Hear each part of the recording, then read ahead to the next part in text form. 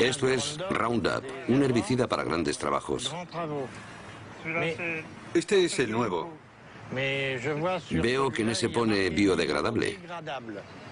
Es el antiguo. Ahora no lleva lo de biodegradable, así que ya no debe ser biodegradable. Es el mismo producto, no deben tener derecho a ponerlo ya.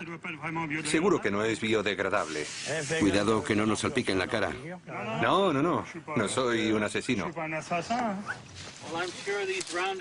Estoy seguro de que esta soja Roundup Ready ya está lista para cosechar.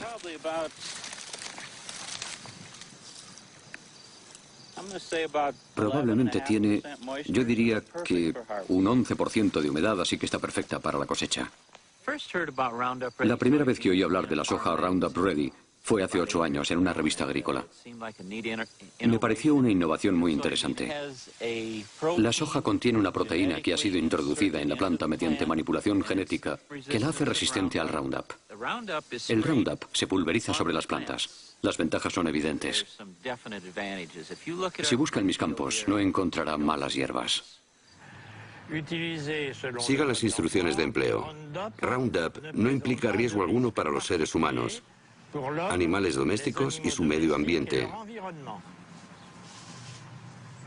Marca registrada de Monsanto. Fabricado en Bélgica. Si ves caracoles, no los rocíes porque entonces no se podrán comer. Y ten cuidado con las fresas. Animo a todos los agricultores europeos a conocer la tecnología Roundup Ready. Francamente es muy buena para el medio ambiente. Es un sistema sostenible, así que pruébenlo.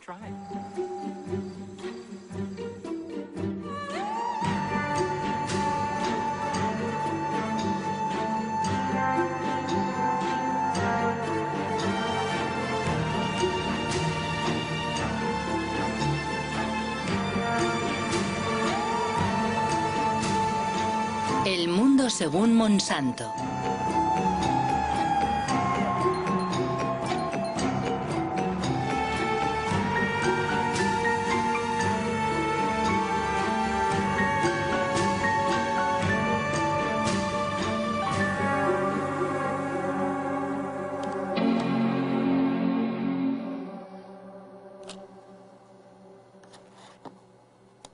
Monsanto.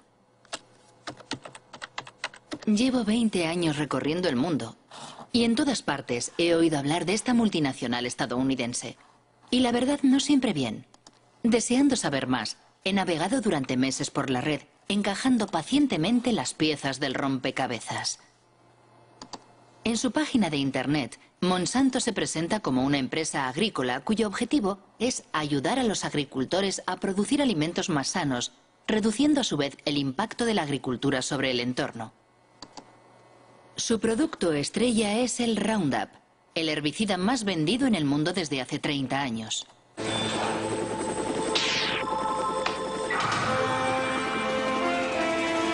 Una aplicación y se acabaron las malas hierbas. Roundup. Monsanto es igualmente líder mundial en biotecnología. El 90% de los OMG, organismos modificados genéticamente o transgénicos, cultivados en el planeta son suyos. La gran mayoría fueron manipulados genéticamente para que fueran resistentes a las emisiones de Roundup, como por ejemplo la soja Roundup Ready, literalmente lista para el Roundup.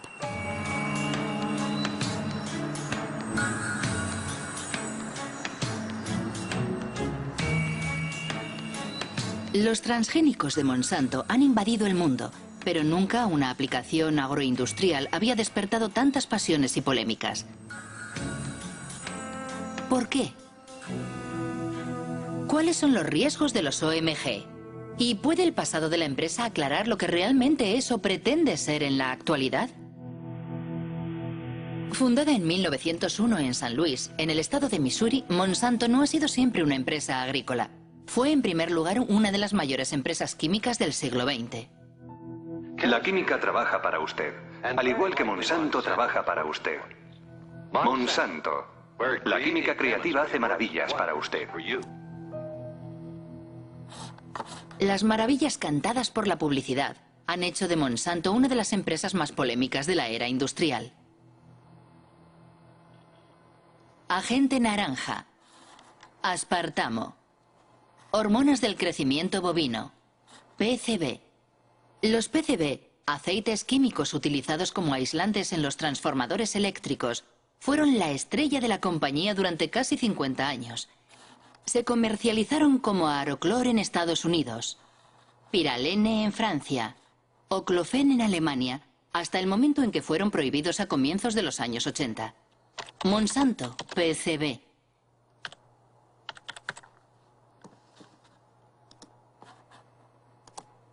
Un artículo de Washington Post de 2002. Monsanto ocultó durante décadas la contaminación por PCB. Ocurrió en Anniston, en el estado de Alabama.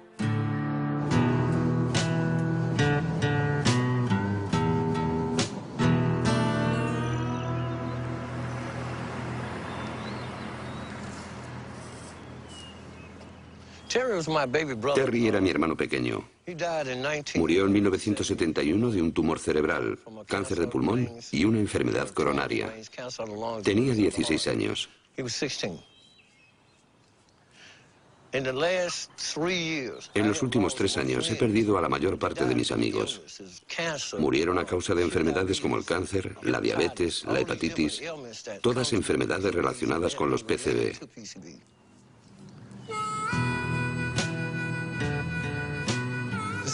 Es el camino de Monsanto.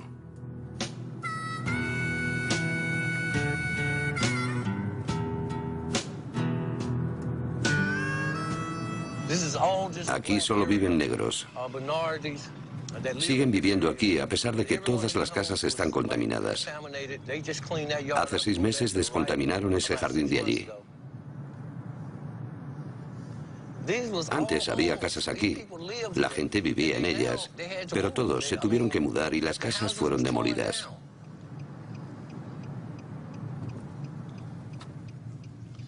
Esta es la casa donde murió mi hermano. Yo crecí en ella.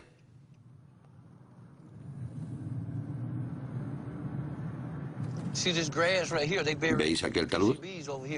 Ahí es donde están enterrados los PCB. Monsanto obtuvo permiso para enterrar los PCB en Anniston. Ese es el canal de Snow Creek, que corre sobre cemento. Salía de la fábrica y vertía los PCB justo aquí. El agua estaba envenenada y no se lo dijeron a nadie, salvo al Estado, que no nos dijo nada.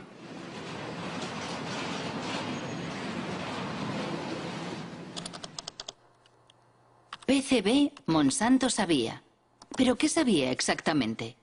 Una organización de defensa del medio ambiente de Washington, dirigida por el ecologista Ken Cook, ha hecho públicos los archivos internos de la firma. La mayoría están clasificados como confidencial. Destruir después de leer. Un documento de 1937. La exposición a los PCB provoca efectos tóxicos en todo el organismo y erupciones cutáneas de tipo acné. 1961. Tras la ruptura de una tubería en una fábrica que usaba PCB, 2 obreros desarrollan síntomas de hepatitis. 1966. Científicos sueltan peces en el canal de Snow Creek. Todos mueren al cabo de 3 minutos y medio. Contaminación. Carta dirigida al responsable de ventas en 1970. Este documento resume toda la historia. Dice lo siguiente: no podemos permitirnos perder un solo don en ventas. Ocultaron el hecho de que estaban envenenando a sus vecinos de Anniston, porque no querían perder ni $1. Solo cuando los abogados de los vecinos de Anniston recurrieron a la justicia, Monsanto se vio obligado a divulgar estos documentos confidenciales. Así descubrimos lo que ellos sabían desde hacía mucho tiempo. Sabían la verdad desde el principio. Mintieron. Ocultaron la verdad a sus vecinos, a las autoridades gubernamentales. Y cuando finalmente informaron a las autoridades, estas, en lugar de ponerse del lado de los envenenados, protegieron a la compañía. Apoyaron a Monsanto. Es escandaloso, absolutamente imperdonable.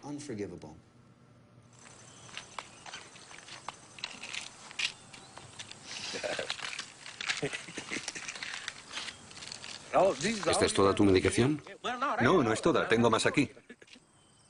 ¿Cuál es tu tasa de PCB? 63,8 en sangre. En sangre. Si realizáramos una biopsia de su grasa, estaría en lo más alto de la escala con 3 o 4 mil partes por 1000 millones. O más. ¿Cuál es el nivel tolerable? 2 partes por 1000 millones. Ese es el estándar mundial. Pero todos nosotros tenemos en la sangre y en el cuerpo más que en ningún otro lugar del mundo.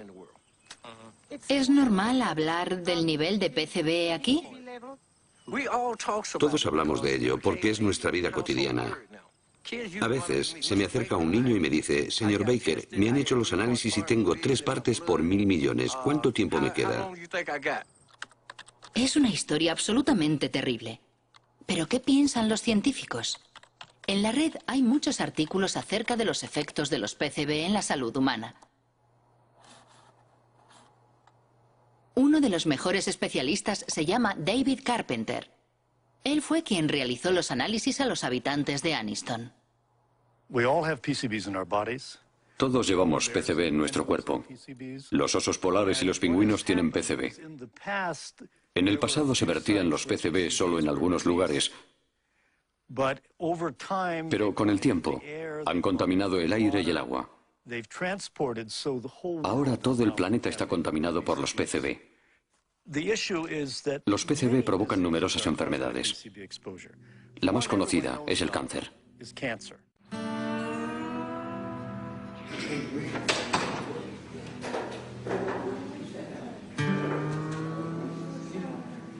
Mis análisis dicen que tengo 202. 202 partes por 1000 millones en mi sistema.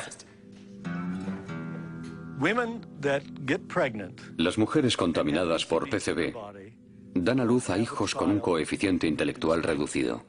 29,6. Los PCB reducen el funcionamiento de la glándula tiroides. 1800. Los PCB alteran las hormonas sexuales. Morir, dejadme morir. Morir en paz. Él pagará, dije entonces. Pagará por todo el daño que nos ha hecho. En 2001, 20.000 vecinos de Anniston presentaron una demanda contra Monsanto. La compañía Isolutia, su filial, fue condenada finalmente a pagar $700 millones en indemnizaciones a las víctimas, descontaminar el lugar y construir un hospital especializado. Pero ningún directivo de Monsanto ha sido juzgado. En el sistema jurídico americano, es muy infrecuente que los ejecutivos o directivos de la empresa sean considerados responsables penalmente.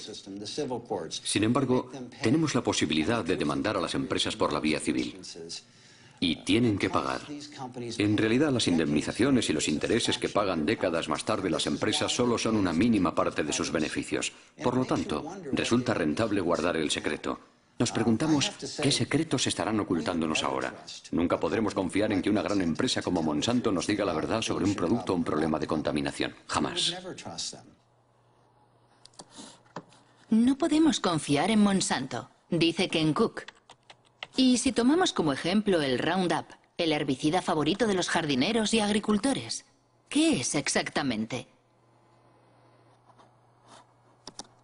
Es el nombre comercial dado por Monsanto al glifosato, un herbicida no selectivo o total, porque destruye todas las plantas. Lanzado al mercado en 1974, obtuvo un éxito fulgurante porque Monsanto afirmó siempre que era biodegradable y bueno para el entorno. Le presentamos Roundup, el primer herbicida biodegradable. Destruye las malas hierbas desde el tallo a las raíces y no contamina la tierra ni el hueso de Rex. Roundup, el herbicida con el que da gusto quitar las malas hierbas. Roundup, biodegradable. Ken Cook tiene razón. La empresa ha sido condenada 2 veces por publicidad engañosa. La primera en Nueva York, en 1996. La segunda en Francia, el año pasado. Los jueces consideraron que las menciones biodegradable, deja el suelo limpio y respeta el medio ambiente eran mensajes publicitarios engañosos. Más aún considerando que según los estudios realizados por el propio grupo Monsanto, solo se consigue un nivel de degradación biológica del 2% después de 28 días. He ahí la razón por la que biodegradable ha desaparecido recientemente de los bidones. Pero eso no es todo. Numerosos estudios científicos demuestran que el Roundup es altamente tóxico. Un ejemplo, el Roundup provoca alteraciones en la división celular. Un estudio del profesor Robert Bellet.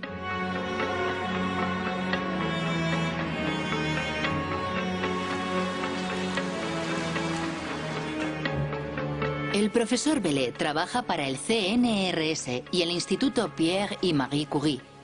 Ha estudiado los efectos del Roundup sobre óvulos fecundados de erizos de mar. La gran sorpresa fue que el Roundup afectaba a la división celular. Enseguida observamos que el Roundup alteraba el proceso de la división celular, no al mecanismo de la división, sino a los mecanismos que controlan la división de las células. Es necesario comprender cómo se origina un cáncer. Al principio las células no son cancerosas, pero a partir de un determinado momento se producen modificaciones en ellas y la modificación principal es lo que se denomina la inestabilidad desde el punto de vista genético. Y esa es la primera alteración que hemos observado y demostrado para el Roundup. Por eso mantenemos que, en nuestra opinión, el Roundup induce las primeras etapas que conducen al cáncer. Y tenemos cuidado de no decir inductor del cáncer, porque el cáncer lo veremos dentro de 30 o 40 años. Inmediatamente cuando obtuvimos esos resultados, nos dimos cuenta de la importancia que podía tener para la gente que lo usa, porque las dosis con que trabajamos son muy inferiores a aquellas que utiliza la gente. Y pensamos, rápido, es necesario alertar lo antes posible y de la mejor forma posible a la opinión pública. Y para hacerlo pensé que lo mejor sería dirigirme a mis superiores y me sorprendió un poco, la verdad, muchísimo, cuando me sugirieron o incitaron vehementemente a que no hiciera públicos los resultados porque detrás estaba la cuestión de los transgénicos. Es una historia increíble. Se ha ocultado la toxicidad del Roundup para proteger el desarrollo de los transgénicos. Remontémonos al inicio de la historia de los transgénicos. Según la página web de Monsanto, la soja Roundup Ready fue el primer cultivo transgénico autorizado en Estados Unidos en 1996. Sus productores están agrupados en la ASA, la Asociación Americana de la Soja, cuya dirección puede encontrarse en la página de Monsanto. John Hoffman, su vicepresidente, es un defensor incondicional de la biotecnología.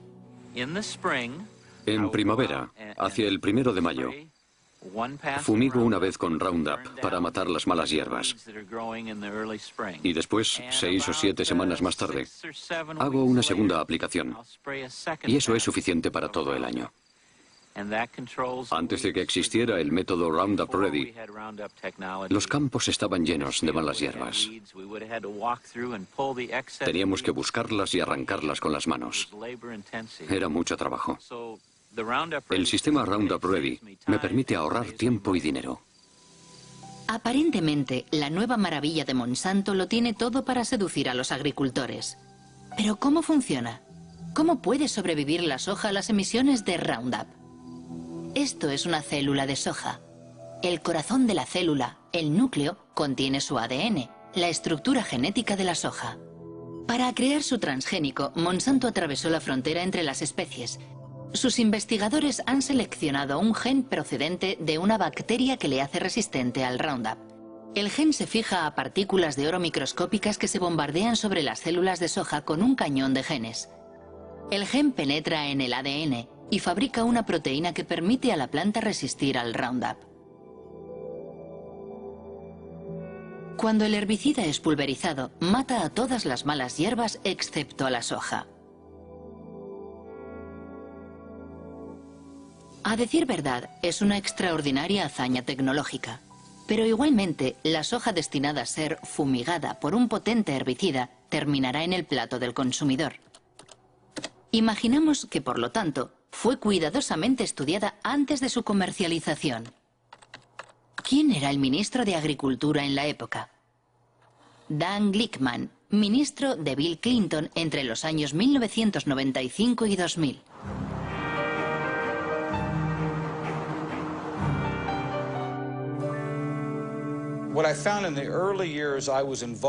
Al inicio de mi mandato,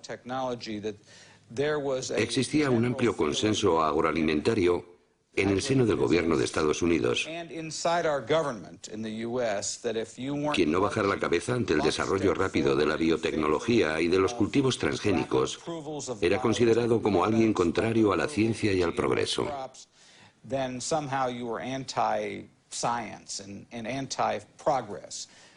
Sinceramente, pienso que deberíamos haber hecho más pruebas.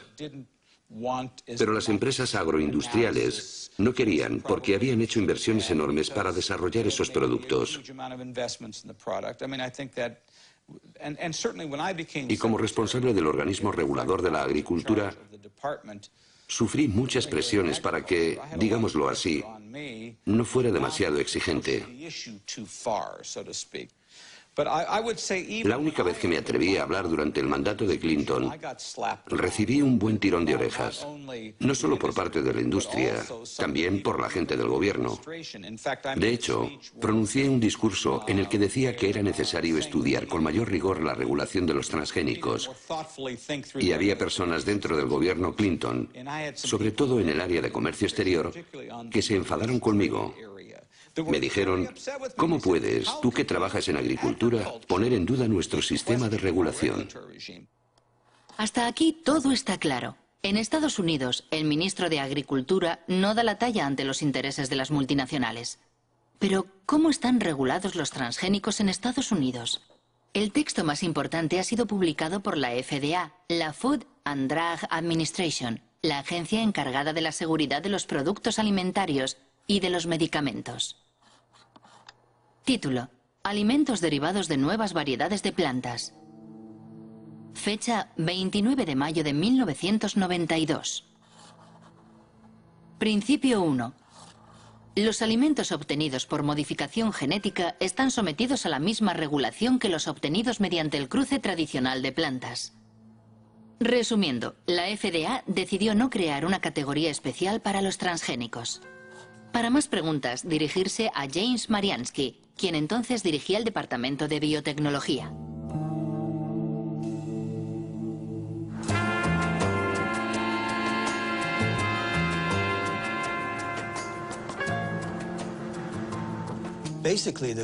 Básicamente, el gobierno tomó la decisión de no crear leyes nuevas. Pensaba que las leyes existentes podían aplicarse a las nuevas tecnologías. Eso quiere decir que la Casa Blanca le pidió a la agencia que escribiera un texto en el que los transgénicos no estuvieran sujetos a una reglamentación específica. Pero no se hizo basándose en datos científicos. Fue una decisión política. Sí, fue una decisión política que afectaba a muchos ámbitos, no solo al de la alimentación. Se aplicaba a todos los productos de la biotecnología. Una confesión increíble. James Mariansky reconoce que la reglamentación de los transgénicos se basó en una decisión política y no científica. Pero, ¿cómo fue argumentada esa decisión? Principio 2. Los componentes de los alimentos resultantes de una planta genéticamente modificada serán los mismos o similares sustancialmente a aquellos que se encuentran comúnmente en los alimentos.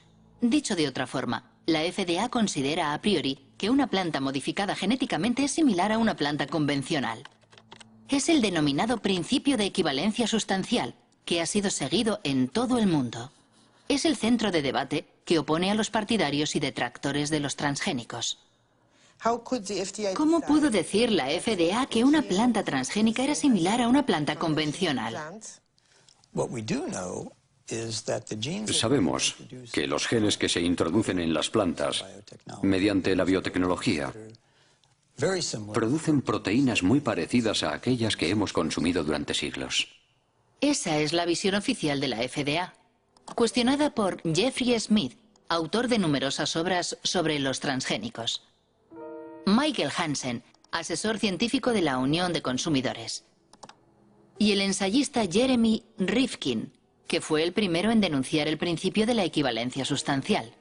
Si los alimentos transgénicos están tan extendidos actualmente, es gracias a un engaño de la FDA. Ellos afirman que estos alimentos no son diferentes.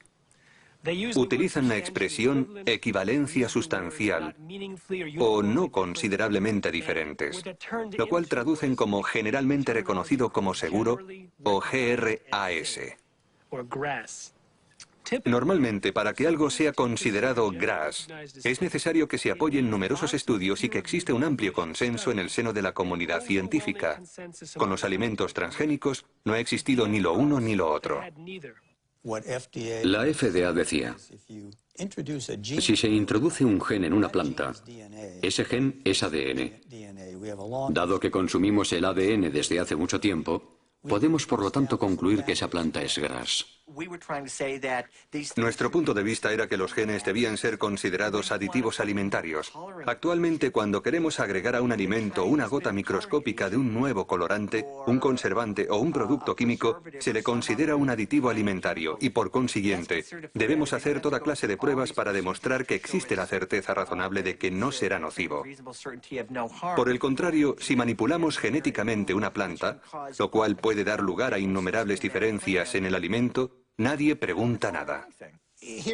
Aquí en Washington, si frecuentabas en aquella época los lugares donde se reunían los lobbies, podías oírles riéndose de todo eso. Todo el mundo sabía que el principio de equivalencia sustancial era un absurdo. Solo era una forma para todas esas sociedades, y particularmente para Monsanto, de sacar sus productos al mercado rápidamente con la menor injerencia gubernamental posible. Debo decir que defendieron muy bien sus intereses. Recuerdo una reunión en la que los científicos de Monsanto se encontraron con los científicos de la FDA. Hablaban de las modificaciones que provocaban sus trabajos y le preguntaban al FDA cómo iba a regular esos productos. Jamás he visto una sociedad con una influencia tan determinante y a un nivel tan alto sobre las autoridades gubernamentales a cargo de la reglamentación como Monsanto con sus alimentos transgénicos. Existe un documento excepcional en el que se puede ver a George Bush, padre, visitando los laboratorios de Monsanto. Tuvo lugar 9 años antes de la comercialización de la soja Roundup Ready. Me gustaría enseñarle algunos de los pasos que hemos de dar para llevar un gen de un organismo a otro. En realidad, hará las mismas y pequeñas manipulaciones que realizamos en el laboratorio, donde seleccionamos el ADN, lo separamos y lo mezclamos en diferentes partes para unirlas. ¿Unirlas? Unirlas de nuevo. Esta probeta contiene ADN extraído de una bacteria. El ADN tiene el mismo aspecto sea de una planta o de un animal. ¿Qué es lo que estamos viendo? Ah, ya veo. ¿Para qué sirve esto? ¿Para conseguir una planta más fuerte o una planta resistente? En este caso, resistente al herbicida. Comprendo. Tenemos un herbicida fantástico. Este es el químico que... Cuando George Bush efectúa su visita al castillo de Monsanto, es vicepresidente de Ronald Reagan. La consigna de la administración republicana es la desregularización. Se trata de favorecer a la industria reduciendo al máximo las trabas burocráticas, como los exámenes sanitarios o medioambientales sobre los nuevos productos. Y ese es exactamente el problema de Monsanto. Acabamos de solicitar al gobierno que nos permita probarlo por primera vez en una granja de Illinois este año. Seguimos alucinando con esto. Perderemos otros años. Los gastos se disparan y nunca pasa nada. Francamente, debo decir que no tenemos ninguna queja sobre la forma en que el gobierno lleva el tema. Es un proceso muy ordenado. Tienen que asegurarse de hacer lo correcto con estas cosas nuevas. Si en septiembre no tenemos la autorización, puede que pensemos de forma diferente. Llámenme. Nuestro trabajo es la desregularización. Tal vez podamos ayudarles. En 1988, Dan Quayle ocupa el cargo de George Bush, que ha sido elegido presidente de Estados Unidos. 4 años después, el nuevo vicepresidente hace pública la política del gobierno estadounidense relativa a los transgénicos, conforme a los deseos de Monsanto. Damos este paso como parte de la iniciativa presidencial de eliminación de reglamentación, ahora en su segunda fase. Estados Unidos ya es el líder mundial en biotecnología y queremos que siga siéndolo. Solo en 1991 la industria de la biotecnología ha supuesto $4.000 millones. Esperamos que alcance los $50.000 millones en el año 2000. siempre que impidamos la proliferación de una regulación innecesaria. ¿Cree que fue una conspiración? La palabra conspiración es un poco fuerte, pero desde el punto de vista de la empresa, sin duda fue un asalto al poder. Enseguida, un tal Michael Taylor se convirtió en el administrador adjunto de la FDA, justo en el momento en el que se estaban redactando las normas de los alimentos transgénicos. ¿Quién es Michael Taylor? En Internet solo hay una imagen de ese hombre oscuro. Actualmente dirige la Fundación Recursos para el Futuro.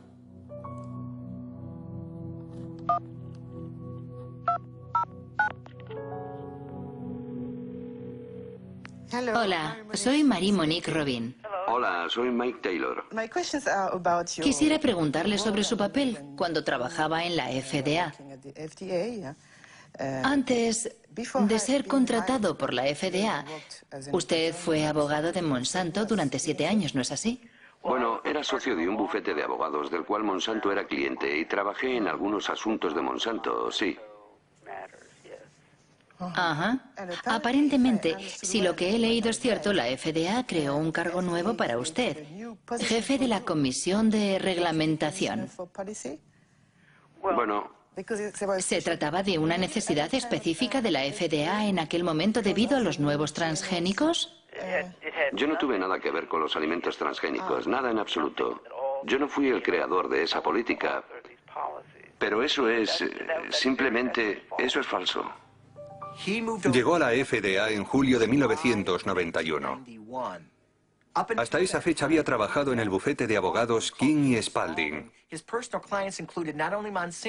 Entre sus clientes se contaba no solo Monsanto, también el IFBC, el Comité Internacional de los Alimentos y la Biotecnología.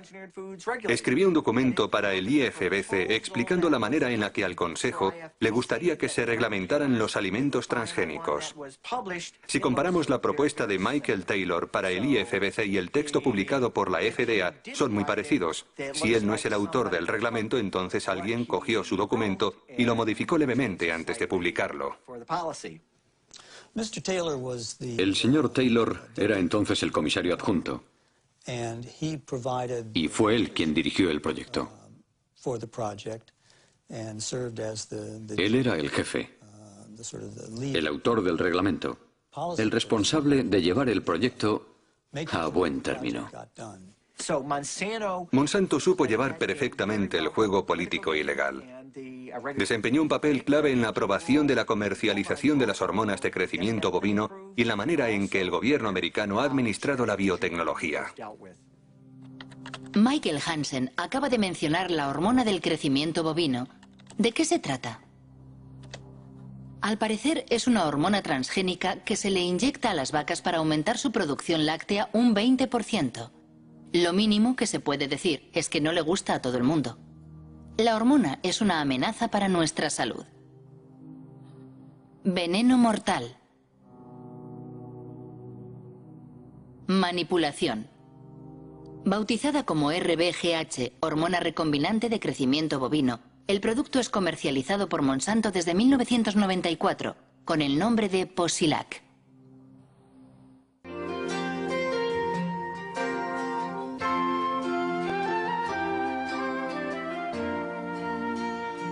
Posilac es el nuevo producto más seguro de la historia. Pronto comprobará los espectaculares resultados que Posilac le ofrece. En 1985, Monsanto presentó un informe ante la FDA solicitando la autorización para comercializar el Posilac. Los expertos de la agencia analizan los ensayos realizados por la firma en ejemplares experimentales. El veterinario de la FDA responsable del expediente se llama Richard Barrows. En una entrevista declara que responsables de la agencia han suprimido y manipulado datos.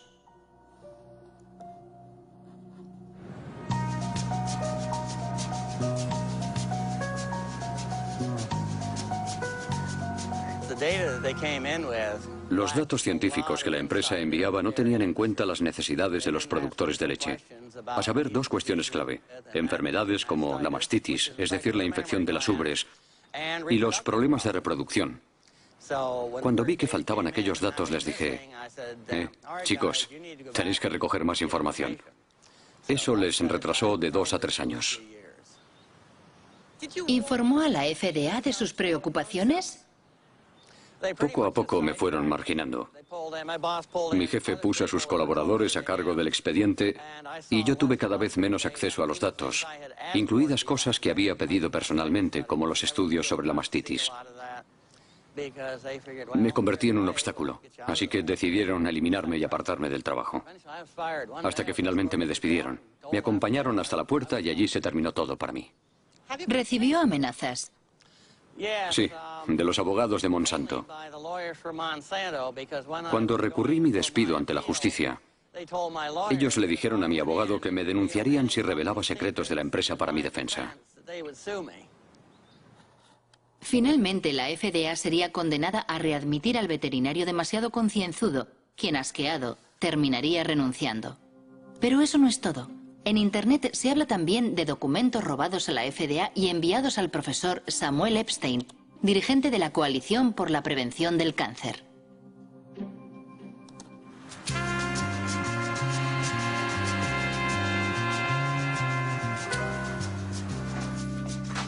En 1990, el profesor Epstein publica un artículo en The Milkweed, una revista de referencia especializada en leche que dirige el periodista Pete Harding. Una primicia basada en documentos secretos que los dos hombres investigaron minuciosamente.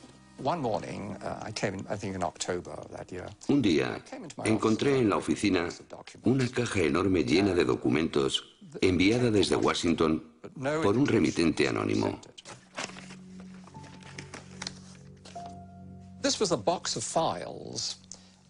La caja contenía todos los datos de los estudios veterinarios que Monsanto había enviado a la FDA desde hacía 6 años. Una auténtica maravilla. La mayor parte de los documentos son originales, con la frase información interna y confidencial que no puede ser reproducida, revelada o enviada fuera de la empresa sin la debida autorización. Justo lo que un periodista de investigación desea publicar.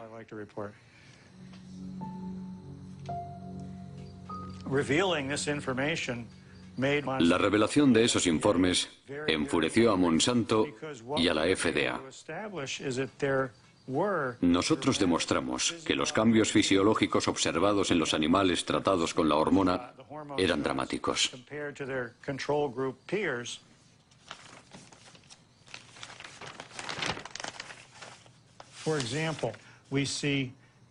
Por ejemplo, el ovario izquierdo de las vacas que habían recibido la hormona sintética es un 34% más grande.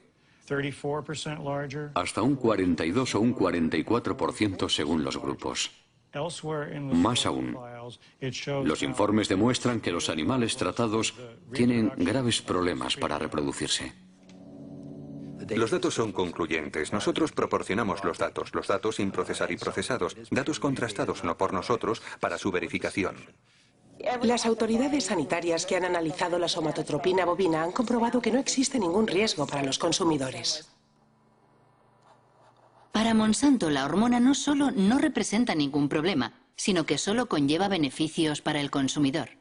Como la composición química de la leche no es alterada por el Posilac, sus propiedades y su gusto no cambian.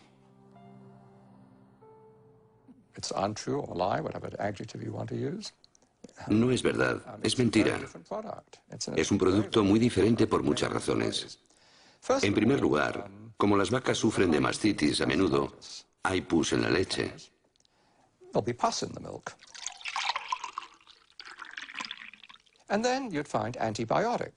Además, debido al tratamiento de la mastitis, se encuentra una gran cantidad de antibióticos en la leche. Por último, se ha observado un aumento importante del llamado IGF-1, el factor insulina de crecimiento. Desde los años 80, unos 60 estudios han demostrado que existe una relación directa entre un nivel elevado de IGF-1 y el cáncer de mama, de colon y de próstata. Es una historia absolutamente asombrosa. ¿Hubo otros países que autorizaran la RBGH? Al parecer, la hormona fue prohibida en Europa y Canadá. En Canadá también. La Agencia de la Salud de Canadá suele calcar sus decisiones de la FDA. RBGH. Escándalo en Santé, Canadá. Monsanto acusado de intento de soborno. En octubre de 1998, 3 científicos de Santé, Canadá, declararon ante una comisión del Senado por oponerse a la comercialización de la hormona transgénica. El escándalo ha sido descubierto por el Dr. Shiv Chopra, un whistleblower, en inglés, alguien que da la voz de alarma.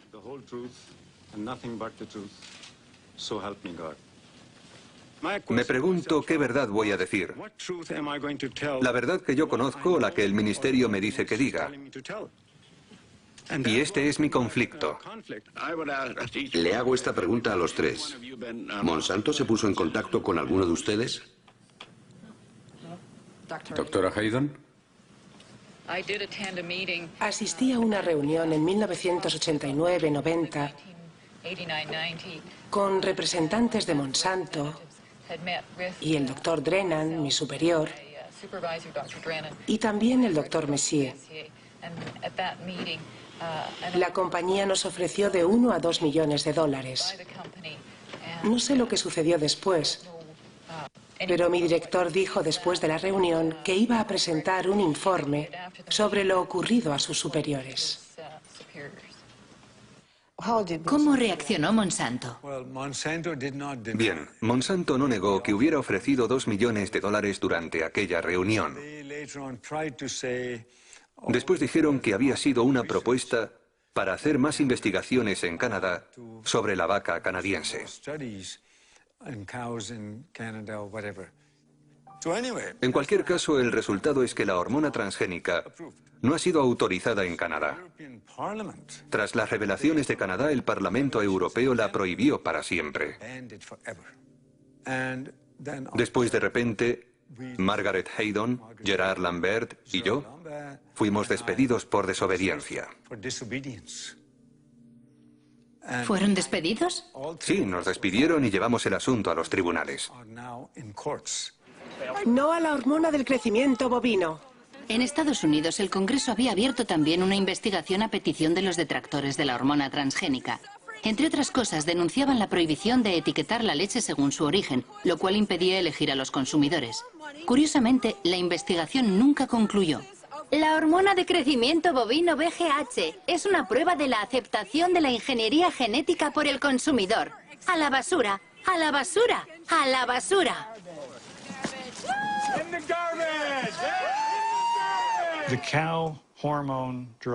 La hormona del crecimiento bovino representa la primera aplicación de la biotecnología en la producción de alimentos. Y Monsanto es una multinacional muy poderosa con muchos contactos en las altas esferas del Estado. Para el gobierno federal, el desarrollo de la biotecnología supone una apuesta tan importante que prefiere ignorar estas cuestiones, digamos secundarias, que son la salud de las vacas o de los consumidores. La razón por la cual la FDA ha autorizado la comercialización del RBGH es que numerosos antiguos empleados de Monsanto ocupan puestos clave en la FDA. Entraron en la agencia para conseguir que ésta aprobara el producto. Es lo que llaman las puertas giratorias, con un efecto de doble hélice. ¿Puertas giratorias? Sí, las puertas giratorias. No solo en agricultura hay puertas giratorias.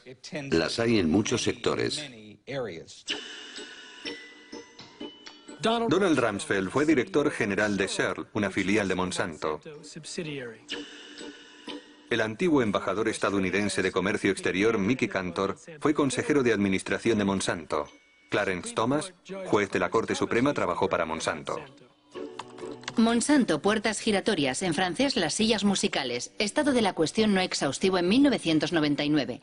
Linda Fisher pasa de la EPA a la Agencia de Protección Ambiental a Monsanto. Michael Friedman de la FDA a Monsanto. Marshall Hale y Josh King de la Casa Blanca a Monsanto. Margaret Miller de Monsanto a la FDA. William D. Ruckelshaus de la EPA a Monsanto. Sin olvidar a Michael Taylor, que ha hecho varias veces el camino de ida y vuelta. Una vez terminada su misión en la FDA, ¿fue nombrado vicepresidente de Relaciones Públicas de Monsanto? Sí. ¿Para usted no existe el conflicto de intereses? No. No. Y de nuevo, las reglas son las reglas. Y yo jugué según las reglas. Considero que en términos de aceptación pública ha sido un error tras otro. Cuando intentas tener una estrategia para que el público comprenda y acepte una nueva tecnología, el hecho de que la primera aplicación esté relacionada con la leche de la cual producimos más de la que necesitamos, ayuda a crear un clima de Sospecha. sospecha. Creo que la idea de que las compañías no estén obligadas en todos los casos de alimentación transgénica a contar con la autorización de la FDA, a diferencia de lo que ocurre en Europa, creo que eso, para la confianza del público, desde la perspectiva del consumidor, no es un sistema suficiente. Personalmente dije que el Congreso debía cambiar la ley. El Congreso debería crear un sistema de notificación obligatorio que asegure que todos los productos sean supervisados por la FDA y que la FDA certifique la seguridad de todos los productos. Una declaración sin duda muy interesante. Al parecer, Michael Taylor se arrepiente de la normativa que él mismo firmó en 1992. ¿Qué pensaban los científicos de la FDA? ¿Existía un consenso sobre la regulación de los transgénicos? Documentos internos demuestran que la agencia ignoró las inquietudes de sus propios científicos. Firmado Steven Drucker.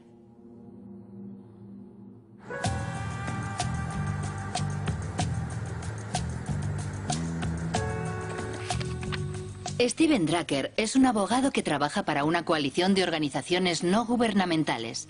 Demandó a la FDA y consiguió la desclasificación de sus archivos sobre los transgénicos. Recibimos más de 44.000 páginas que revelaban que la FDA lleva mintiendo al planeta al menos desde 1992. Y sigue mintiendo. Finge que el principio de equivalencia sustancial entre los alimentos transgénicos y las plantas convencionales está basado en un amplio consenso en el seno de la comunidad científica y que numerosos datos científicos lo demuestran. Esas dos afirmaciones son mentiras flagrantes. Por ejemplo, el doctor Luis Privil, del Departamento de Microbiología de la FDA, ha escrito: hay una enorme diferencia entre los efectos inesperados que pueden provocar las plantas tradicionales y los alimentos transgénicos. A continuación añade que ciertos aspectos de la manipulación genética podrían resultar más peligrosos. Las inquietudes expresadas por los expertos de la FDA eran tan importantes que la doctora Linda Kahl, de la FDA, responsable del seguimiento y la síntesis de sus consejos, redactó un informe para el coordinador de biotecnología de la FDA, el doctor James Mariansky. Según documentos internos de la FDA que se han hecho públicos, había muchos científicos de la FDA que no estaban de acuerdo con la normativa propuesta. Por ejemplo, aquí tengo el informe que Linda Kahl le envió. Sí. Ella decía, los procesos de manipulación genética y de cruce tradicional son diferentes.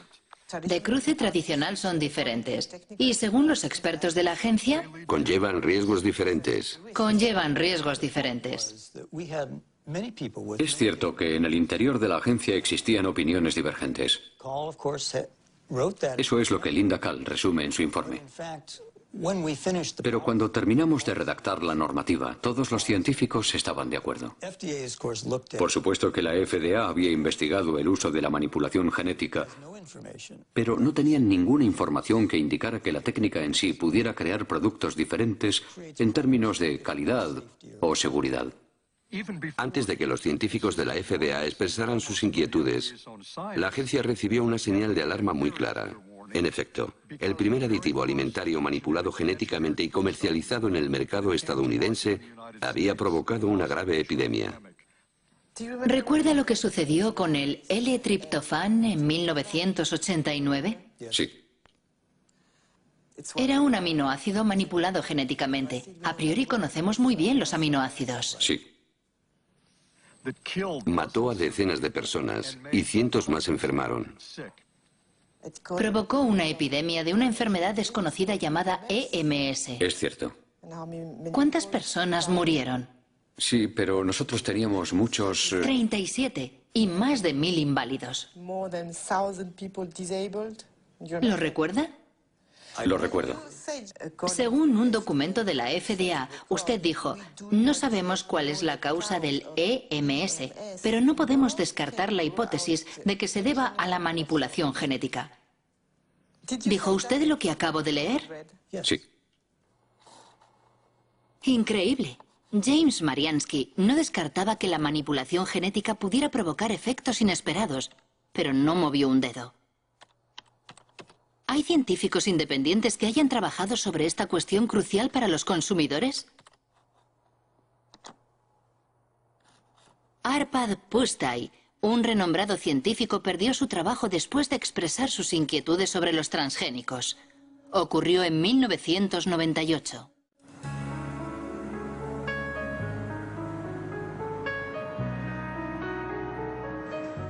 Arpad Pusztai trabajaba para el Instituto Rowlett, en Escocia, y había dirigido un estudio sobre las patatas transgénicas por encargo del Ministerio de Agricultura.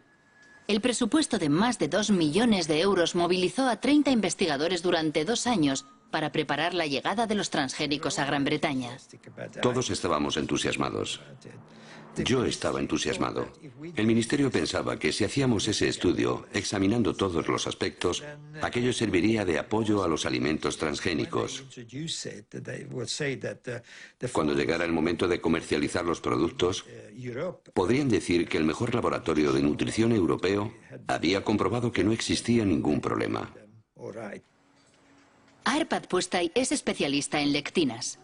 Son proteínas que tienen una función insecticida y que protegen a las plantas contra los pulgones. Los científicos del Instituto Rowlett crearon patatas resistentes al pulgón insertando un gen del narciso de las nieves que produce la famosa lectina. Antes, habían verificado que las lectinas, en su estado natural, no son peligrosas para la salud. Las patatas transgénicas fueron probadas en ratas. Constatamos 2 efectos. En primer lugar, la proliferación de células en el estómago, lo cual no es bueno. Yo no digo que sea canceroso, pero puede facilitar el desarrollo de tumores causados por los productos químicos.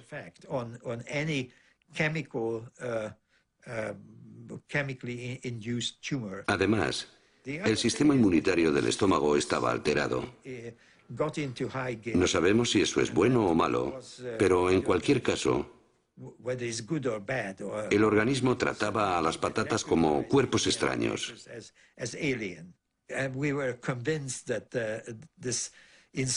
Estábamos seguros de que la manipulación genética estaba en el origen del problema y no el gen de la lectina, porque lo habíamos comprobado aisladamente en una concentración 800 veces mayor sin consecuencias negativas.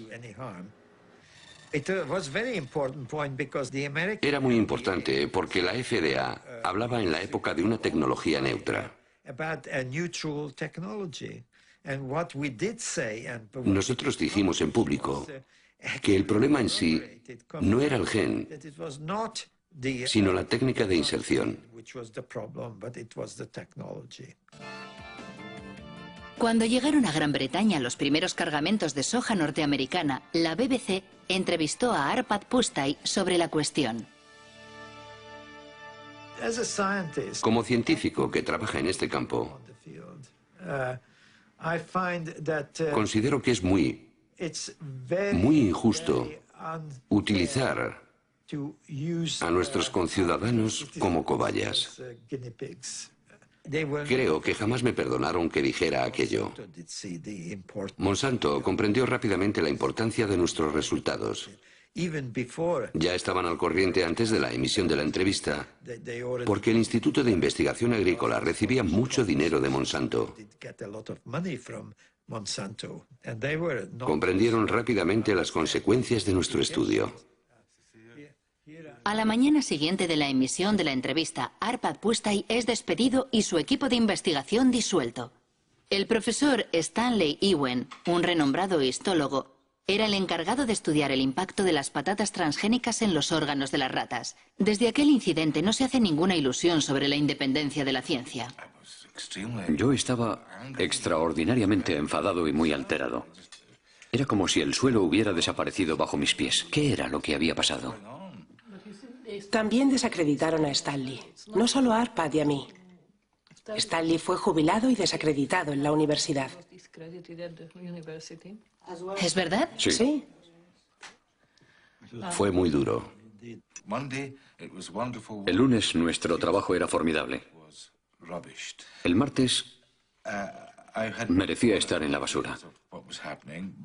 Yo tenía una ligera idea de lo que había podido ocurrir, pero no pude confirmarlo hasta hace algo menos de 8 años.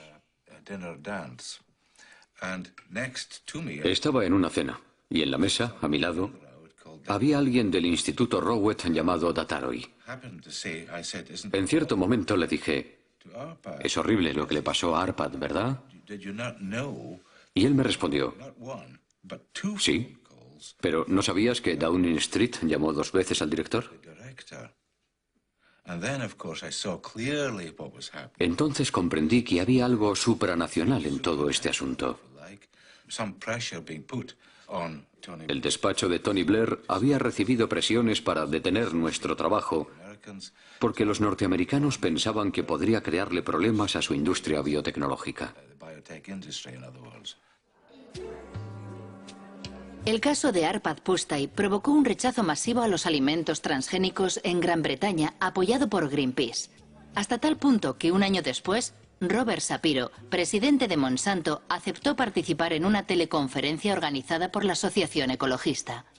Es el único documento filmado que existe del antiguo presidente que había inclinado la compañía al área de la biotecnología lanzando un nuevo lema: alimento, salud y esperanza. Monsanto hizo grandes esfuerzos para imponer sus productos en todos los ámbitos con el apoyo pleno de las multinacionales fabricantes de alimentación, distribuidores, empresas de comunicación, agencias estatales e incluso gobiernos. No se comportan como una empresa que ofrece vida y esperanza, sino como matones que intentan imponer sus productos. Sí, soy un matón, pero me parece que no soy un matón con éxito. Me gustaría empezar señalando que la biotecnología es una herramienta. La biotecnología en sí misma no es ni buena ni mala. Puede usarse bien o muy mal. Los productos que están en el mercado han sido comprobados por los órganos de vigilancia que la sociedad ha establecido con el fin de asegurar no solo su seguridad, también la seguridad medioambiental de estos productos.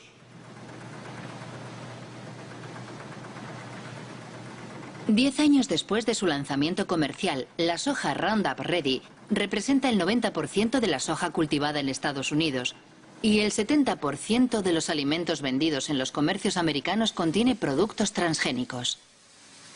A diferencia de lo que ocurre en Europa, los consumidores no pueden elegir porque está prohibido etiquetarlos como transgénicos. Una consecuencia directa del principio de equivalencia sustancial. Tengo un grano de soja en la mano y lo puedo comer con toda confianza. Es muy seguro. Creo que la FDA confía en que esta soja es tan segura como las demás variedades. ¿Cómo puede estar tan segura la agencia? Se basa en los datos que la empresa proporcionó a la FDA y que han sido evaluados por los científicos de la agencia. A ninguna empresa le interesa realizar un estudio para, a continuación, ocultar los resultados. ¿Cómo puede estar tan seguro James Mariansky? Si tecleamos Monsanto falsificó estudios científicos, obtenemos 174.000 respuestas. Entre ellas un informe de la EPA, la Agencia de Protección Ambiental de Estados Unidos. Monsanto habría falsificado investigaciones sobre los efectos cancerígenos de la dioxina.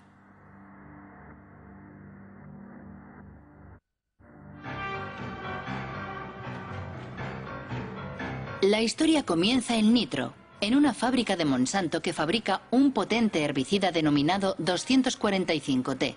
En 1945, una explosión provoca efectos inesperados. 228 obreros desarrollan una enfermedad muy desfigurante, el cloracné. La causa es la dioxina, un subproducto altamente tóxico que contiene el 245T.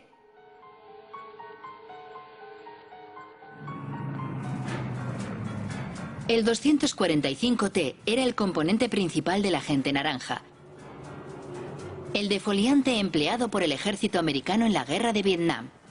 En los años 60, 40 millones de litros de agente naranja fueron arrojados en el sur del país, es decir, 400 kilogramos de dioxina pura. 3 millones de personas fueron contaminadas, entre ellas miles de soldados americanos. 40 años después de la guerra, la dioxina continúa causando víctimas. Se dice que actualmente el veneno provoca cáncer y graves alteraciones genéticas.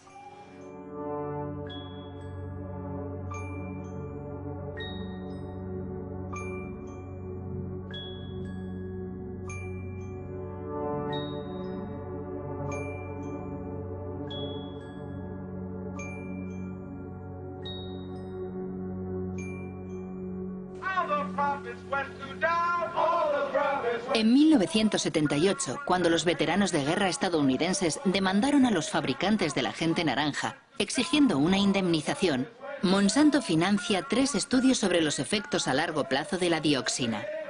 La compañía pagó a científicos para que compararan el estado de salud de los trabajadores afectados 30 años antes en el accidente de la fábrica de nitro, con el de los trabajadores no afectados. 2 personas conocen muy bien ese estudio. William Sanjur, que dirigía el Departamento de Residuos Tóxicos de la Agencia de Protección Ambiental, y Gerson Smoger, el abogado defensor de los veteranos de la Guerra de Vietnam. En 1990, la doctora Kate Jenkins, una de mis colegas en el EPA, elaboró un informe alegando que ciertos estudios realizados por Monsanto eran incorrectos. Si hubieran sido realizados correctamente, los resultados habrían sido los opuestos a los obtenidos por Monsanto. Sus estudios demostraban que la dioxina no es un agente cancerígeno para el hombre. Tenían los datos de las investigaciones y manipularon su interpretación para llegar a la conclusión que querían. Una investigación jamás se hace así, jamás. Pero así fue como consiguieron lo que querían. Más tarde descubrimos que había 5 personas con cáncer, que en uno de los estudios habían sido registradas como expuestas a la dioxina. En el otro estudio, esas mismas 5 personas eran presentadas como no expuestas.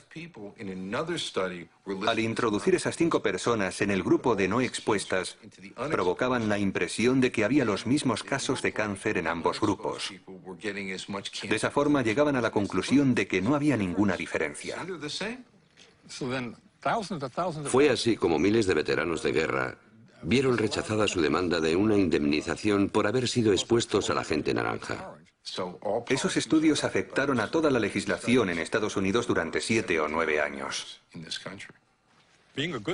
Como Kate Jenkins era una buena científica y una buena empleada de la EPA, y una persona valiente, dicho sea de paso, envió un informe al Consejo Científico de la EPA solicitando que se examinaran de nuevo esos estudios para comprobar su metodología.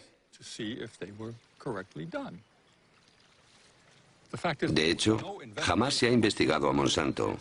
Nadie investigó esos 2 estudios, nadie. La única investigación que se llevó a cabo fue sobre Kate Jenkins, la persona que dio la voz de alarma. Su vida se convirtió en un infierno. La acosaron, la obligaron a cambiar de trabajo, la persiguieron. ¿Cree a Monsanto cuando dicen que sus transgénicos no representan ningún problema para la salud?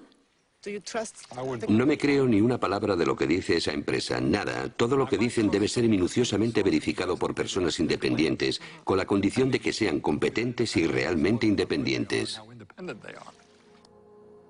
Efectivamente, para demostrar la inocuidad de la soja Roundup Ready, Monsanto realiza un estudio que se publicó en 1996 en una revista científica importante. Supuestamente, medía los efectos de la soja transgénica sobre la salud de los animales, en especial sobre las ratas. El estudio fue cuidadosamente desmenuzado por un científico danés ya fallecido, el noruego Ian Prime.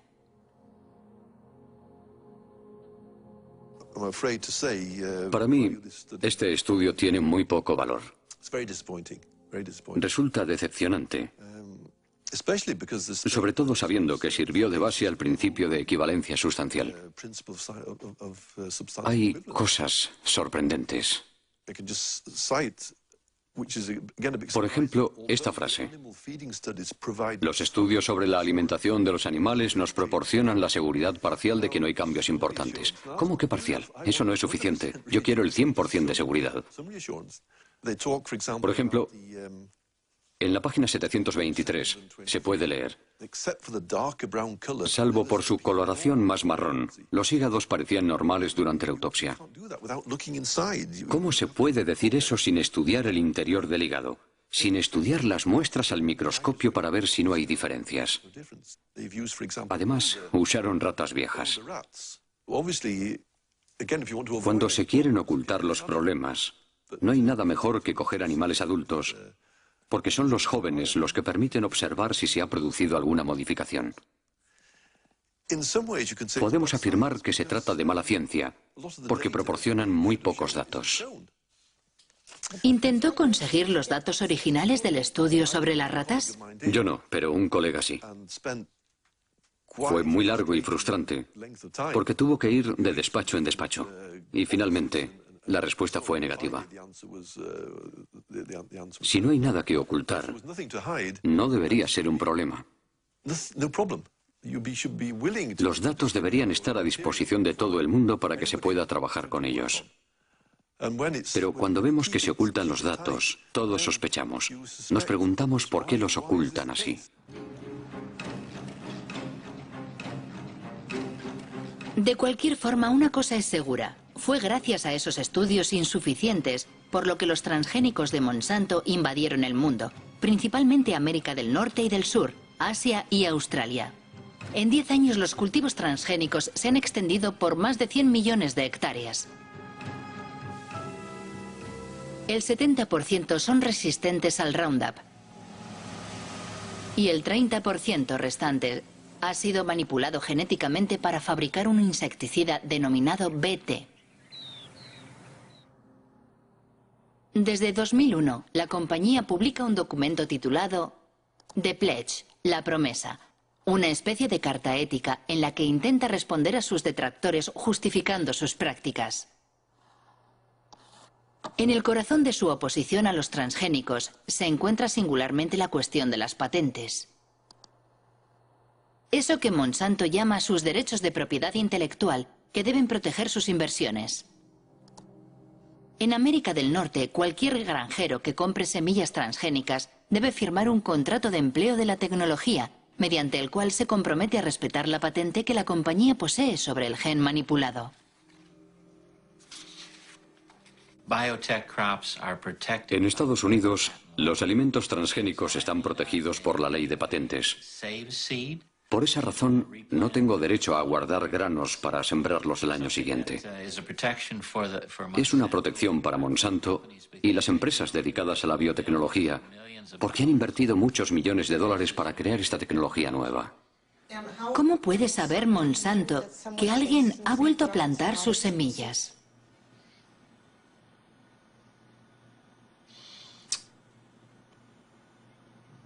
No sé responder a esa pregunta. ¿Cómo puede saber que alguien ha plantado de nuevo sus semillas? Es una buena pregunta para Monsanto. La pregunta es tan delicada que Monsanto prefiere ignorarla haciendo bellas promesas. En el caso de que aparecieran variedades que nos pertenecen, de forma no intencionada, en las tierras de un agricultor, nos comprometemos a encontrar una solución que satisfaga tanto al agricultor como a nosotros.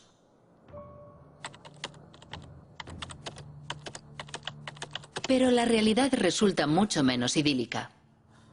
El Centro para la Seguridad Alimentaria de Washington ha publicado un estudio sobre los agricultores demandados por Monsanto por no respetar su patente sobre semillas. Se han contado al menos un centenar de procesos y numerosas quiebras. Entre las víctimas se cuenta Troy Rush, un agricultor de Indiana.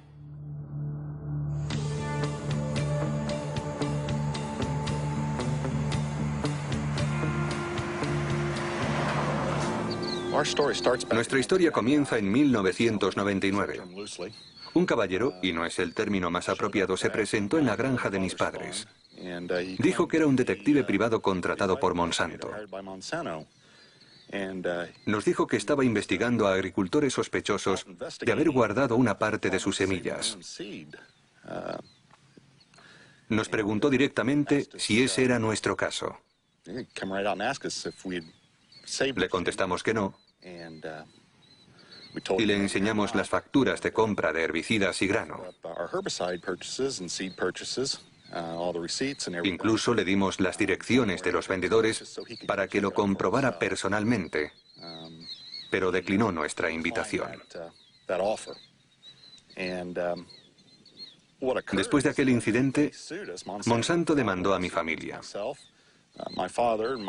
Monsanto presentó documentos que, supuestamente, eran análisis de muestras recogidas en nuestra granja. Para obtener las muestras, Monsanto tuvo que entrar en nuestras tierras sin autorización y robarlas. Recuerdo que aquel año habíamos plantado 200 hectáreas de soja Roundup Ready. Era un contrato que teníamos con un productor de semillas para producir simiente. El contrato era muy preciso porque indicaba dónde íbamos a sembrar. Era muy fácil de comprobar y todo el mundo lo sabía. ¿Por qué negociaron un acuerdo amistoso con Monsanto? Al cabo de 2 años y medio, la familia estaba completamente destrozada a causa del estrés. Sus acciones amenazaban el trabajo de 5 generaciones. Si Monsanto hubiera ganado, lo habríamos perdido todo. Y ellos se lo habrían quedado todo. Todo. Buenos días. Buenos días, señor. ¿Cómo estás hoy, Troy? Bien, ¿cómo estás? ¿Cómo va todo? Bien. Troy Rush y David Runyon cultivan soja tradicional. Los dos han sido víctimas de lo que en Estados Unidos llaman la policía de los genes. Creada por Monsanto para imponer su ley en los campos, la policía de los genes siembra el terror en el campo norteamericano, donde se denuncian los métodos totalitarios de un mundo dominado por los transgénicos. Troy, me gustaría que vieras unas fotos. Mira lo que hice para impedirles que volvieran a entrar en mis tierras.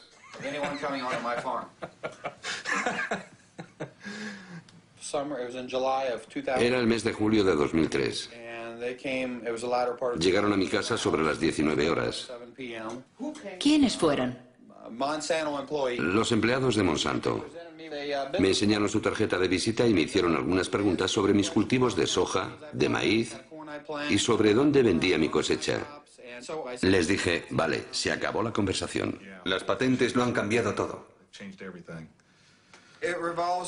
Han destruido la confianza que existía entre vecinos. Personalmente, solo hablo y tengo amistad con 2 agricultores. ¿De verdad tienen miedo los agricultores? Por supuesto que tienen miedo. Es imposible defenderse de esa compañía. Han creado una industria cuyo único objetivo es destruir las vidas de los agricultores. Todo el mundo tiene miedo. ¿Tiene miedo de que le denuncie un vecino? Sí. ¿Sí? Sí, es sencillo. Solo hay que marcar el 1-800 Monsanto. No, perdón, 1-800 Roundup. Recuerdo que animaban a los agricultores a llamar a ese número gratuito para delatar. ¿Por qué hace todo eso Monsanto? Para controlarlo todo. ¿Las semillas? Sí. Quieren controlar la simiente. Quieren apoderarse de la vida. Se trata de la base de nuestra alimentación. Quieren apoderarse de la comida, de toda la alimentación. Entre 1995 y 2005, Monsanto adquirió una 50 de compañías semilleras en todo el mundo. Esas adquisiciones afectan a las semillas de soja, maíz, algodón, de trigo, pero también de legumbres, tomates, patatas y sorgo. Por doquier crece la inquietud por este monopolio que, a la larga, podría conducir a la desaparición pura y dura de todas las semillas no transgénicas. No es esa la opinión de Monsanto, que defiende los beneficios de la biotecnología, especialmente en los países en vías de desarrollo como India. Nuestros productos reportan importantes beneficios económicos no solo a los grandes productores, también a los pequeños. Por lo general ofrecen cosechas de mejor calidad y una rentabilidad más alta.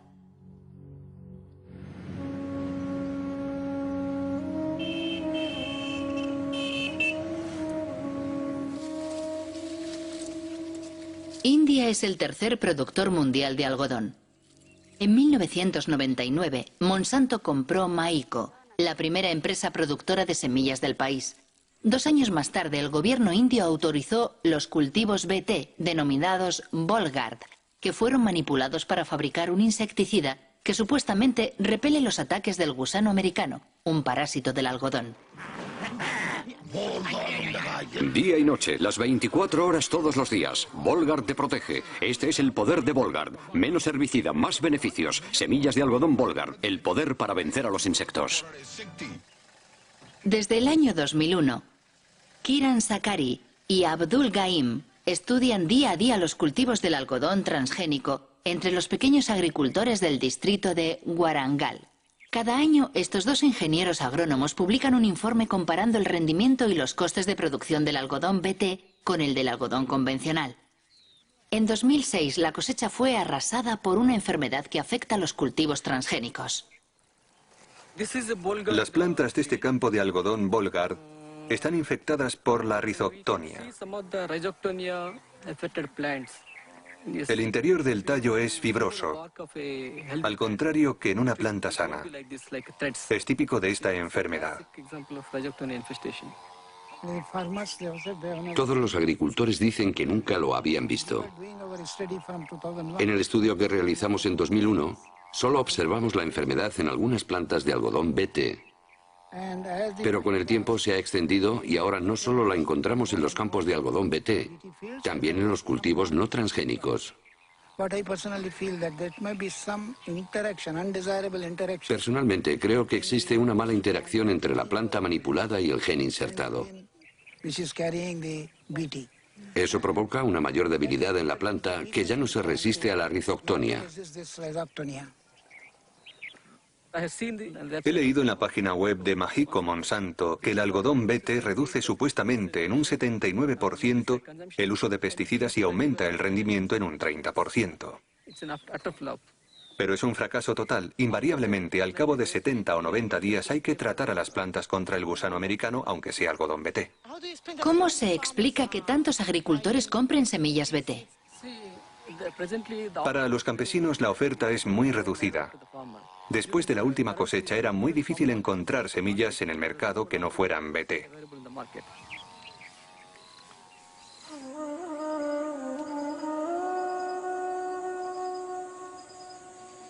Actualmente en India, Monsanto controla prácticamente la totalidad del mercado de simiente de algodón. Una manera de imponer sus semillas transgénicas 4 veces más caras que las semillas convencionales. Para conseguirlas, los campesinos se ven obligados a empeñarse con intereses de usura. Si la cosecha es mala, van a la quiebra. Es una espiral infernal que está diezmando las aldeas indias.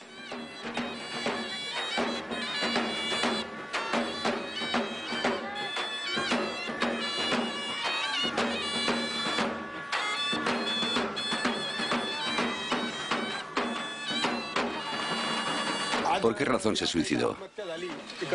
La cosecha se ha perdido. ¿Algodón BT? Sí, algodón BT. ¿Hay alguna otra razón? Las deudas. ¿Qué edad tenía? 25 años. Se bebió 1 litro de pesticida.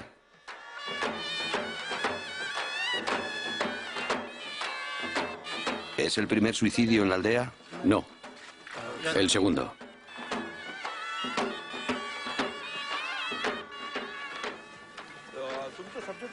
Funerales como el que acabamos de ver se repiten 3 veces al día en la región de Vidarbha, donde el algodón BT se introdujo en 2005.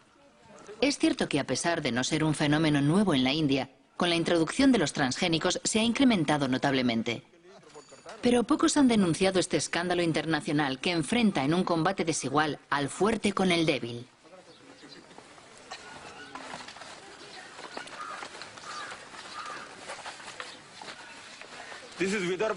En las zonas de Vidarbha, donde se cultiva el arroz, se producen pocos suicidios. Esta es la zona donde se cultiva el algodón. El resultado del algodón BT es que el primer año hubo 600 suicidios entre junio de 2005 y junio de 2006. El segundo año, tan solo 6 meses después, ya llevamos 680 suicidios. Es un desastre. Sí, es un desastre completo. El problema reside en que los alimentos transgénicos hacen que los agricultores dependan completamente de las fuerzas del mercado. No solo tienen que pagar la simiente más cara, también tienen que comprar abonos. Además, el consumo de insecticidas no se reduce. Es mentira. Monsanto dice que los transgénicos son mejores para el pequeño agricultor. ¿Qué opina usted? Nuestra experiencia demuestra que eso es completamente falso. Es mentira.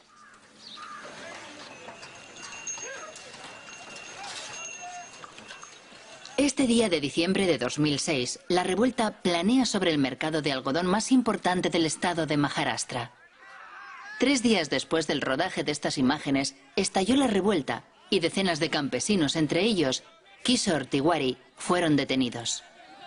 Nos ofrecen un precio muy bajo por nuestro algodón. Los campesinos están muy nerviosos. ¿A cuánto asciende tu deuda? ¿A cuánto asciende tu deuda? 52.000 rupias, 60.000 rupias, 50.000 rupias, 20.000 rupias, 50.000 rupias, 15.000 rupias. ¿Cuántos de vosotros no plantaréis algodón BT el próximo año? No quieren cultivar algodón BT.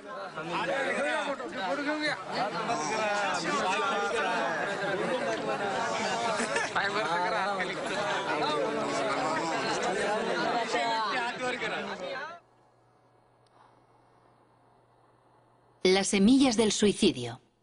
Es el título de un libro escrito por Vandana Shiva.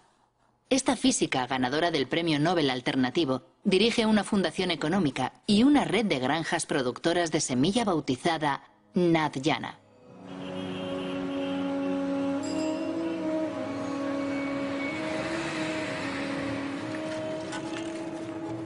Vandana Shiva ya luchó contra la primera revolución verde, aquella de los años 60 que introdujo la agricultura industrial en la India.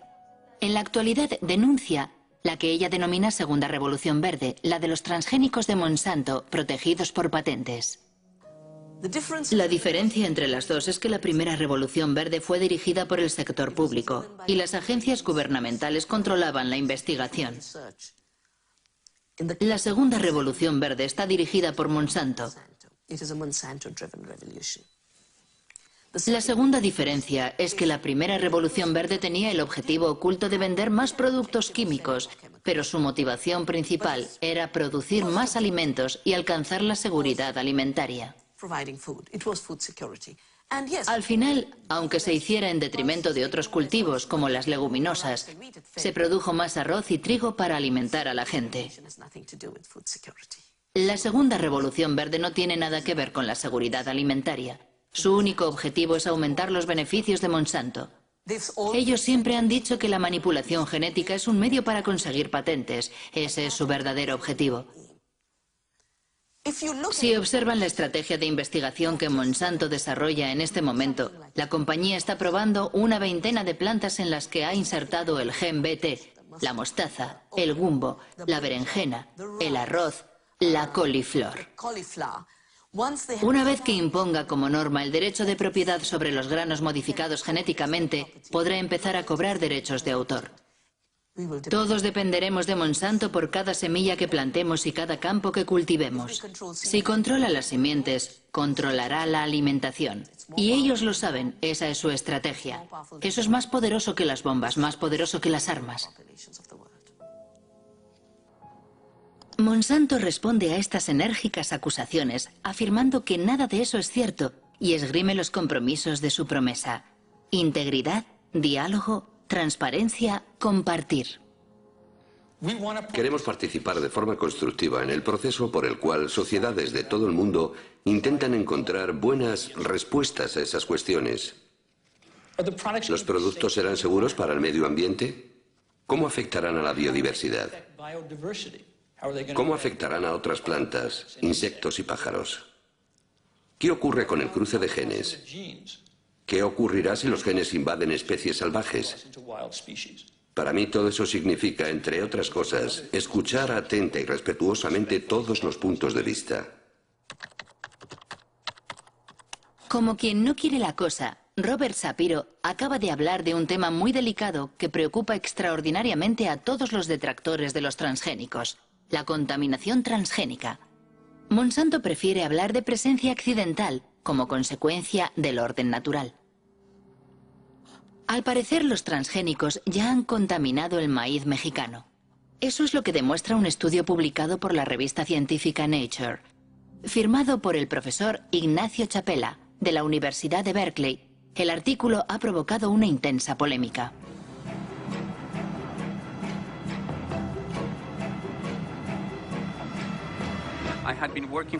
Durante 15 años he trabajado con comunidades indígenas de Oaxaca, en México, para enseñarles a analizar su medio ambiente.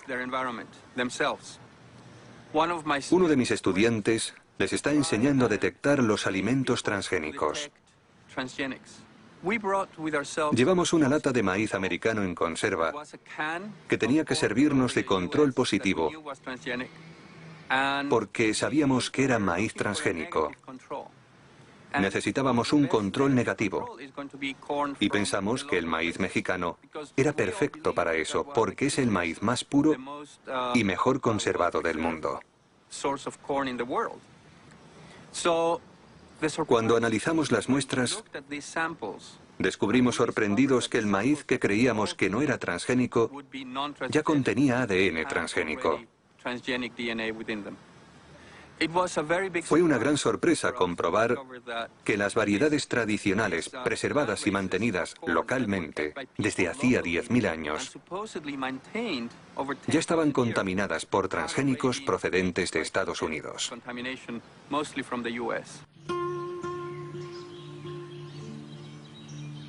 México es el lugar originario del maíz.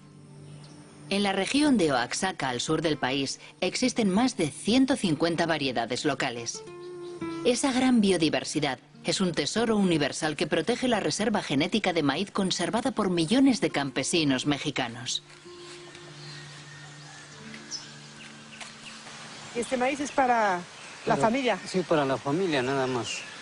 Hace tortillas. Pero siempre de este tamaño, así limpio, se recoge para semilla, para el otro año.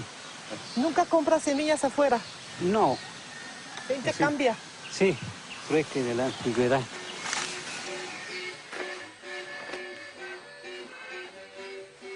Para proteger la diversidad de su maíz, México ha prohibido los cultivos transgénicos. Sin embargo, en el marco del Tratado de Libre Comercio firmado con Estados Unidos y Canadá, el país no puede impedir la importación masiva de maíz americano transgénico en un 40%.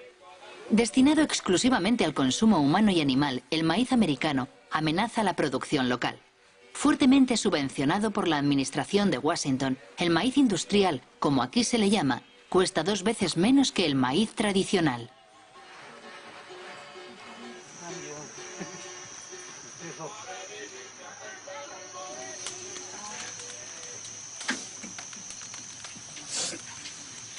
¿La tortilla siempre se hace con maíz criollo?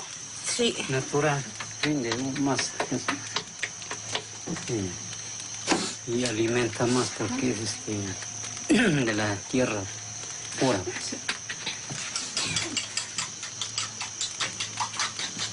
Este es el maíz morado. Antiguamente mis abuelitos sembraban. Ahorita se sigue conservando. Así es. Antes de la conquista ya. Sí. No, y ya viene la otra conquista. ¿Cuál es la otra conquista? Transgénico, pues. El transgénico. Para tumbar esto.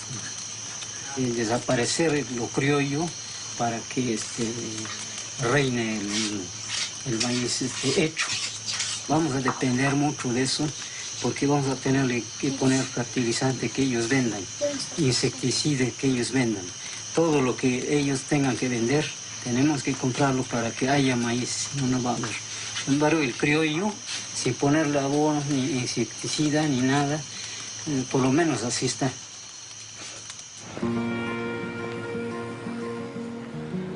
El artículo de Ignacio Chapela en Nature provocó una gran conmoción en México. El Instituto Nacional de Ecología confirmó la contaminación del maíz mexicano.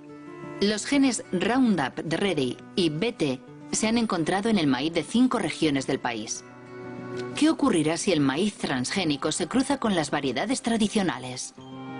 La doctora Elena Álvarez llevó a cabo la experiencia con una flor local. Introdujo el mismo gen en varios ejemplares de la planta y después observó su crecimiento.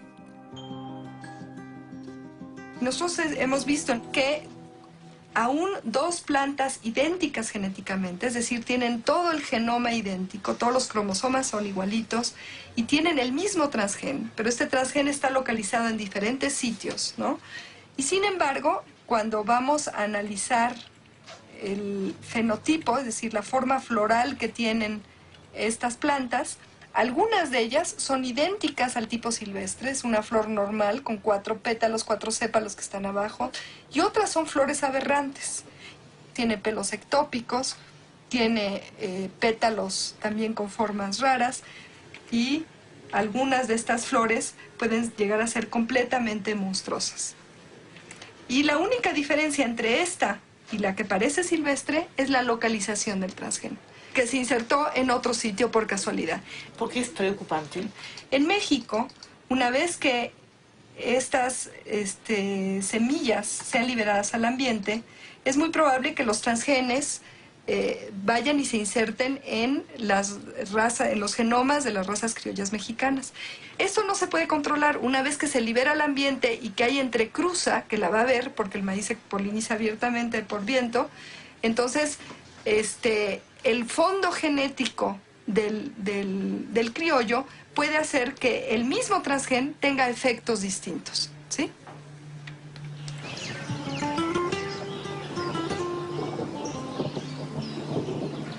Buenos días, los seguimos invitando para que podamos platicar con ustedes un momento en relación a las irregularidades que se están produciendo actualmente en el maíz, sobre todo por la contaminación por transgénicos. Nosotros estamos muy preocupados. Aldo González dirige una organización indígena.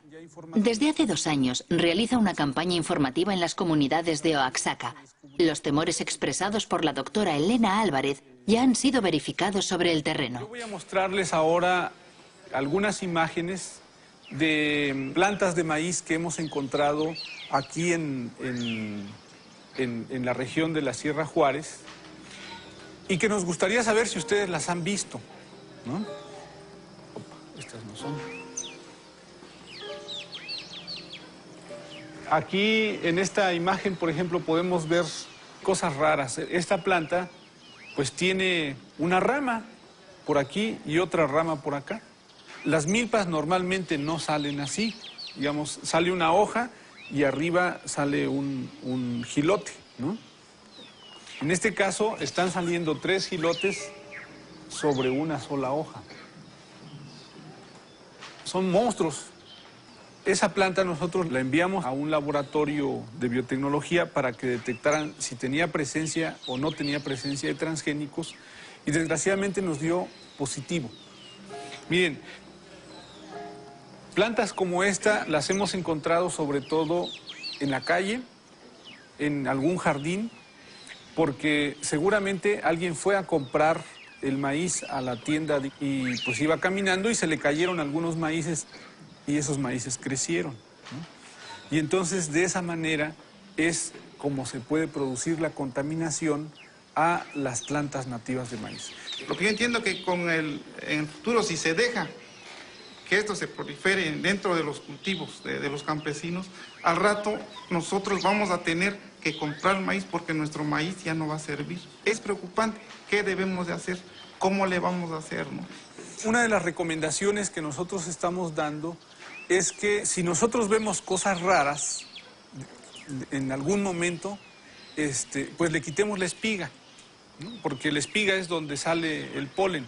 Entonces decimos aguas, ¿sí? Tenemos que ser más vigilantes con nuestras milpas.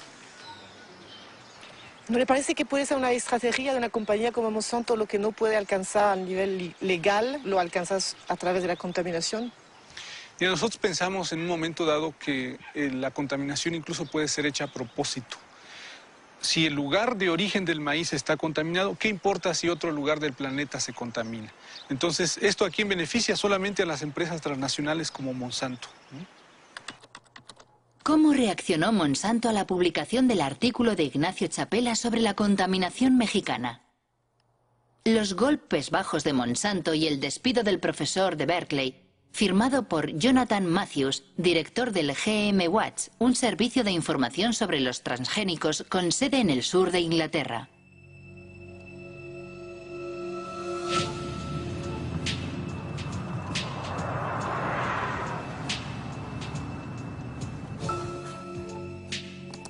Según Jonathan Matthews, Ignacio Chapela ha sido víctima de una campaña lanzada en AgBioWorld, una página web partidaria de los transgénicos. La víspera de la publicación del artículo de Nature, una tal Mary Murphy envió un email que AgBioWorld distribuyó entre miles de científicos de todo el mundo. Decía así: los activistas sin duda van a hacer correr el bulo de que el maíz mexicano ha sido contaminado por genes de maíz transgénico. Al día siguiente, una tal Andura Smetasek envía un segundo email. Ignacio Chapela, activista antes que científico. Es verdaderamente una campaña de difamación. Los 2 primeros días entran en escena Murphy y Smetasek. A continuación, otros científicos reaccionan diciendo: tenemos que hacer campaña contra eso. Tenemos que inundar Nature con emails que digan que ese estudio no es serio. He pasado mucho tiempo investigando quiénes eran Smetasek y Murphy. Por lo que respecta a Smetasek, si consideramos los datos técnicos de sus emails, vemos recibido de y la dirección del remitente. Y después un protocolo de Internet. Solo hay que copiarlo y buscarla en un anuario de páginas de Internet.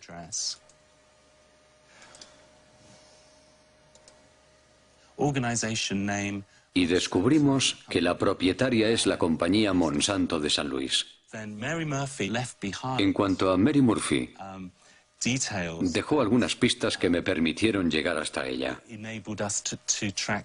Como podemos ver aquí, los emails enviados por Mary Murphy son de la dirección bw6biwood.com. Investigando, descubrimos que bitboot.com es el nombre de una agencia de comunicación llamada Group Vivin y que entre sus clientes se encuentra Monsanto. Falsos científicos. ¿Realmente son golpes bajos? Sí, podemos hablar de métodos muy sucios que pisotean la ética más elemental. Demuestran que se trata de una empresa capaz de cualquier cosa por imponer sus productos en todo el mundo, incluida destruir la reputación de todos aquellos que se pongan en su camino. La prensa británica se hizo eco de las acusaciones de Jonathan Matthews, pero Monsanto ha preferido ignorarlo. Mientras continúa su imparable ascensión, la firma defiende su visión de un mundo transgénico que supuestamente resolverá los problemas del hambre y el medio ambiente en perfecta armonía. La experiencia práctica demuestra claramente que la coexistencia entre la agricultura transgénica y la agricultura convencional o biológica no solo es posible, sino que existe de forma pacífica en todo el mundo.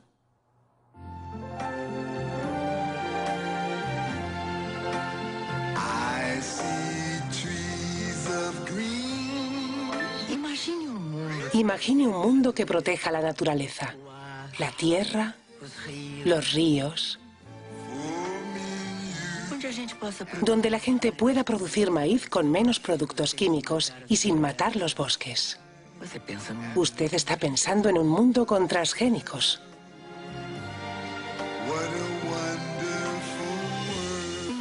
Una iniciativa de Monsanto con el apoyo de la Asociación Brasileña de Nutrición.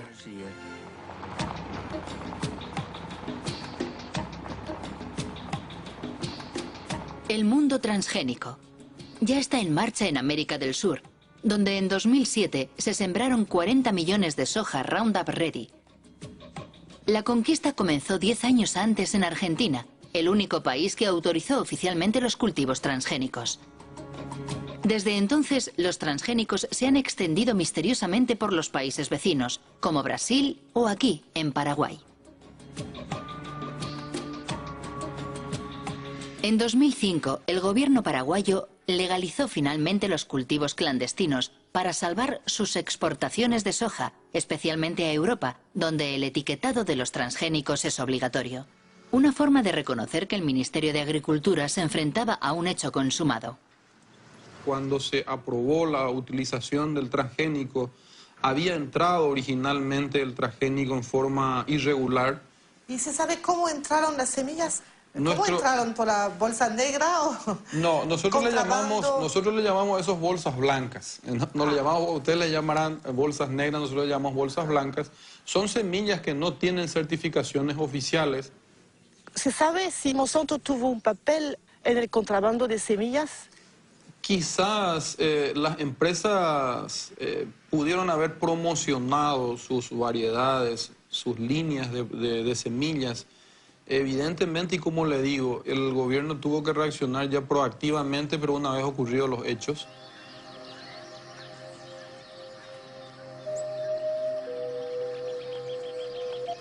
Sea cual fuere su origen, el contrabando fue un buen negocio para Monsanto.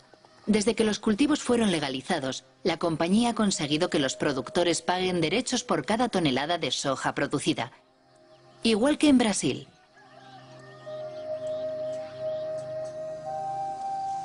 Desde entonces, la deforestación avanza imparable en Paraguay, expulsando a la fuerza a los pequeños campesinos que se niegan a abandonar sus pequeñas parcelas.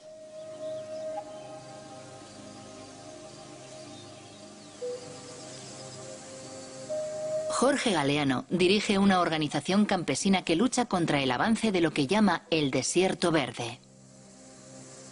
Así como estamos teniendo acá una muestra de lo que es el sojal. En realidad es solamente un monocultivo que destruye todo lo que está a su paso, ¿verdad? Entonces, estos eran totalmente bosque y, digamos, parte de la agricultura familiar campesina, que conviven con las plantas, con los árboles, ¿verdad? La mandioca, el maíz. ¿Le parece, Jorge, que el monocultivo transgénico puede convivir con las producciones de los pequeños campesinos aquí? Nosotros estamos seguros que no. No puede convivir, no son compatibles. Es una guerra silenciosa que va eliminando comunidades campesinas, familias campesinas, biodiversidad que tenemos en el campo. Esta trae muerte, trae pobreza, trae enfermedades y la eliminación de todos los recursos con que nosotros contamos para sobrevivir. Actualmente por todo el país se fumiga Roundup, con avionetas o con abonadoras llevadas por obreros agrícolas sin ninguna protección. Se fumiga justo hasta la puerta de las casas o cerca de los cultivos de supervivencia de los pequeños campesinos. Todos los años se destruyen cosechas y miles de personas son contaminadas. Como esta familia rodeada por los transgénicos de Monsanto.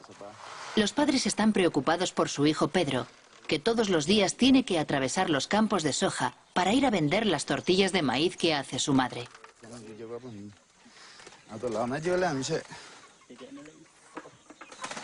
¿Desde cuándo tiene eso?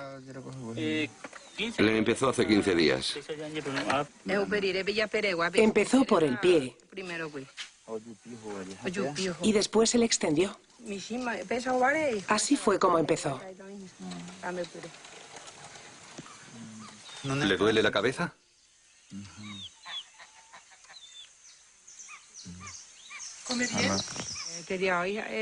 Muy poco. Hoy no ha querido comer lo que le preparé. Solo ha tomado un zumo. ¿Y su hermano? Él come mejor, pero es difícil. Así es, vivimos. Tomamos el agua, intoxicado, muriendo de nosotros 60 patos con ganso. Ahí viene y enseguida cae y muere. Porque allá se mata todo. Ahí en la altura. Y cuando llueve viene el agua y el pato vive por el agua. Y por eso.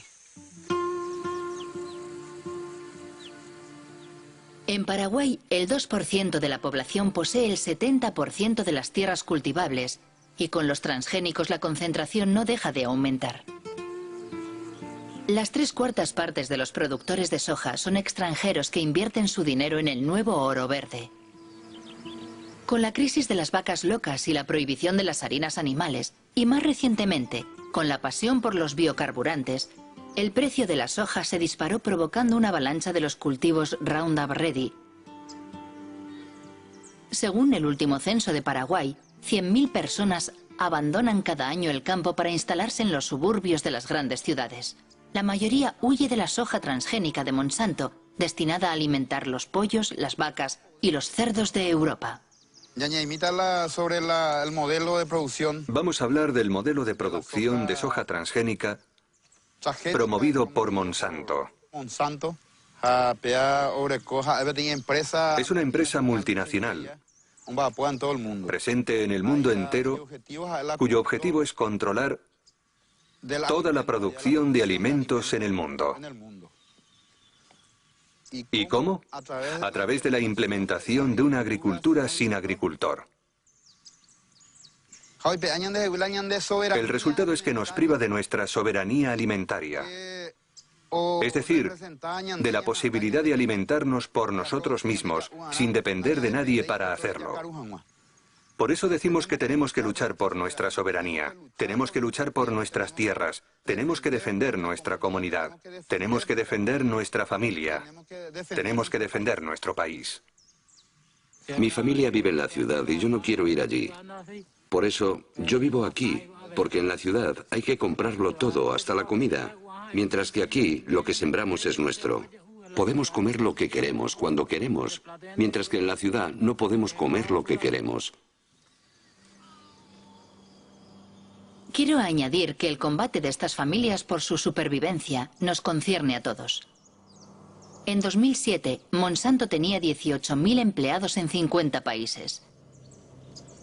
Mientras, sus acciones en bolsa no han dejado de subir y sus beneficios alcanzaron $1.000 millones. Entre sus accionistas se encuentran fondos de pensiones, bancos, pero también cientos de miles de pequeños accionistas.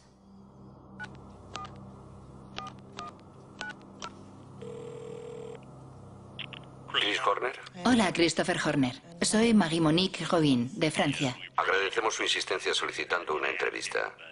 Pero hemos tenido algunas conversaciones internas y no hemos cambiado de opinión. De forma que no tenemos ninguna razón para participar en su documental, porque sospechamos que no será muy positivo para nosotros.